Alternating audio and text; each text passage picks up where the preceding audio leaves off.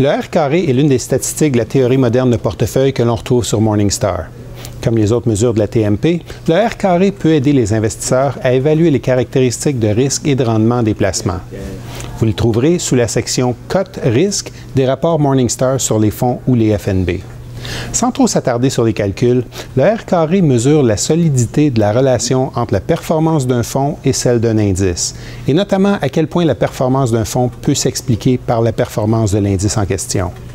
Une valeur de R carré plus élevée indique une corrélation, c'est-à-dire une relation plus étroite entre la performance d'un fonds et celle de son indice, alors qu'une valeur de R carré inférieure indique que la performance d'un fonds n'a pas suivi le même schéma que celle de l'indice. Le R carré s'exprime en pourcentage allant de 0, soit aucune corrélation, à 100 %, soit une corrélation parfaite, où la performance d'un fonds a suivi exactement celle de l'indice.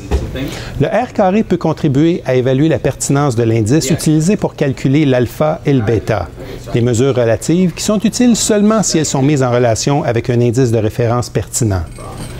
Prenons quelques exemples. D'abord, le Fonds d'action mondial Capital Group, série D, qui a une valeur de R carré sur 3 ans de plus de 94 % par rapport à l'indice MSCI Monde. Une valeur de R carré aussi élevée indique que l'indice de référence est comparable, que les rendements du fonds ont un degré de corrélation élevé avec ceux de l'indice et qu'il y a tout lieu de penser que ces valeurs d'alpha et de bêta sont pertinentes et qu'elles pourraient être utilisées pour évaluer la performance du gestionnaire. Le R carré sur 3 ans du fonds BMO d'occasion de croissance série A par rapport à l'indice composé S&P/TSX est de moins de 20 %, ce qui indique que la performance du fonds n'est pas vraiment liée à celle de l'indice et que ces valeurs d'alpha et de bêta ne devraient sans doute pas être utilisées pour évaluer la performance du gestionnaire.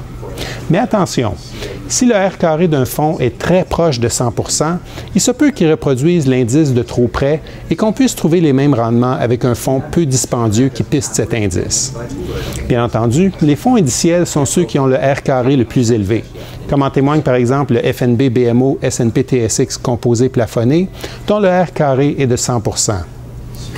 Utilisés ensemble, le R carré, le bêta et l'alpha peuvent fournir un tableau complet de la performance d'un gestionnaire de fonds. Il est toutefois important de rappeler que les statistiques de la TMP mettent en lumière un seul type de risque, celui qui est lié au marché, et ne mesurent pas le risque total auquel s'expose un fonds. Il est aussi important de rappeler qu'elles se concentrent sur des périodes spécifiques et relativement courtes. Pour Morningstar, ici Christian Charret.